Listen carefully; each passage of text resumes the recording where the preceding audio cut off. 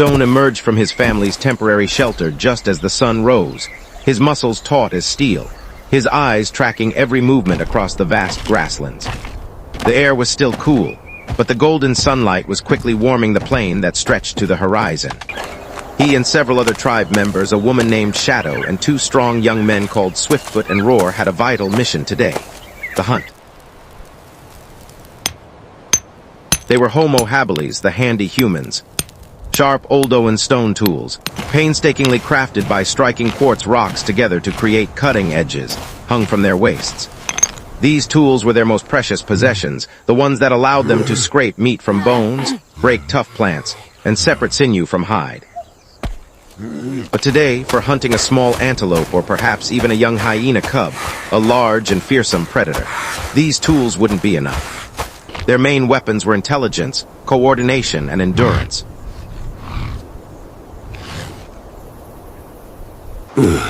Stone, with more experience, was the group's leader. Using hand gestures and specific sounds everyone understood, he laid out the plan: move toward the flowing stream near the sandy hills. There was more water and vegetation there, and a higher chance of finding prey. They moved with careful, calculated steps, completely blending with their surroundings. Every unusual sound, a bird's cry, a breaking branch made them freeze, their muscles tensing. This was a world of predators. Saber-toothed cats whose shadows prowled through the grass, dire wolves, and wild hyenas. One moment of carelessness meant death. Finally, near the stream, they found a sign: fresh tracks of a small antelope and a fawn. Hearts beat faster. Roar and Swiftfoot's eyes widened. Stone pointed with his finger. The fawn had fallen slightly behind. Weakness. Opportunity. They circled to consider the wind direction and close the ring of encirclement. Stone crawled forward low to the ground, using every bit of vegetation for cover. He had to get to the closest distance possible. Shadow and Swiftfoot moved from two sides, silent and ready, to cut off the fawn's escape options. Roar stayed behind, ready to attack if the deer fled toward him. The distance grew shorter and shorter. The sound of Stone's sharp breaths echoed in the environmental silence. The mother antelope suddenly raised her head. She sensed danger.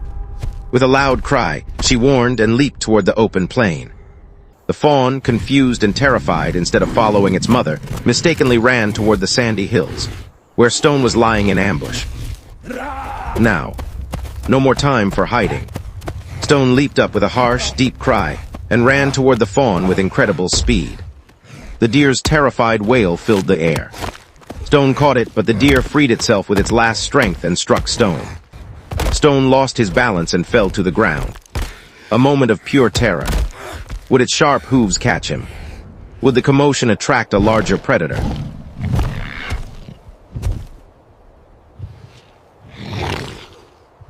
But Roar, seeing Stone fall, charged forward and trapped the young antelope with a single leap. He slammed the deer to the ground with savage force. Swiftfoot and Shadow arrived too.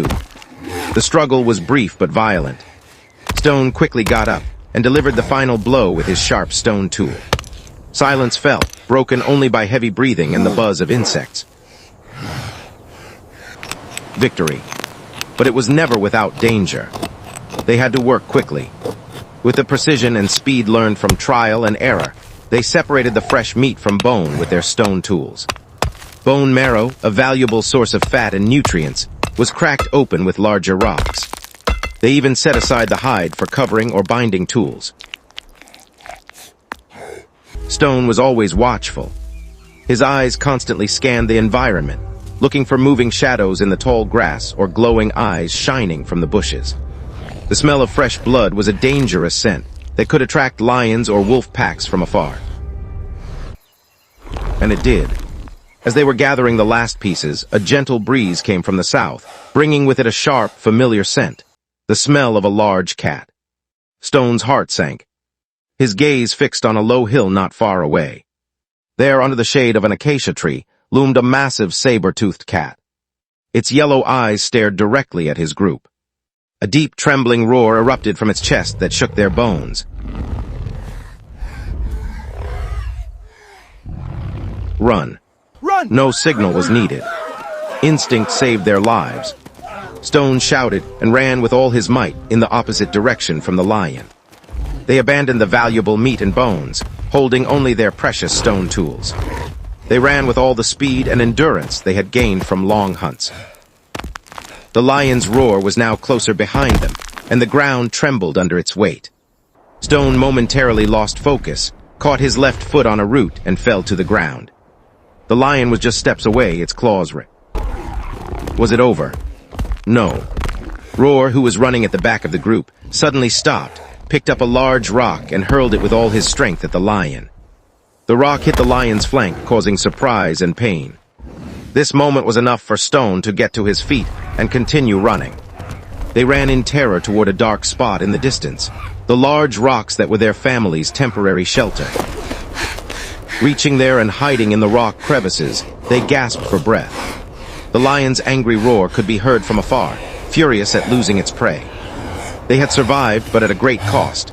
Their hunt was abandoned, and they were slightly wounded. Stone, catching his breath, looked at his stone tool still gripped tightly in his hand. He had used this simple implement to protect his family, dig edible roots, carve meat, and now, perhaps to survive against a lion. His eyes fell on the tired but alive faces of his tribe members, especially Shadow and Roar, who had saved his life. This day, as the sun set and the plain sank into long shadows, was another day in the dangerous yet extraordinary life of a prehistoric human. A day that showed how intelligence, cooperation, and a sharp piece of stone could make the difference between death and continued survival in the terrifying and wondrous world of 2.5 million years ago. Tomorrow they would have to fight again. For today it was enough that they were alive.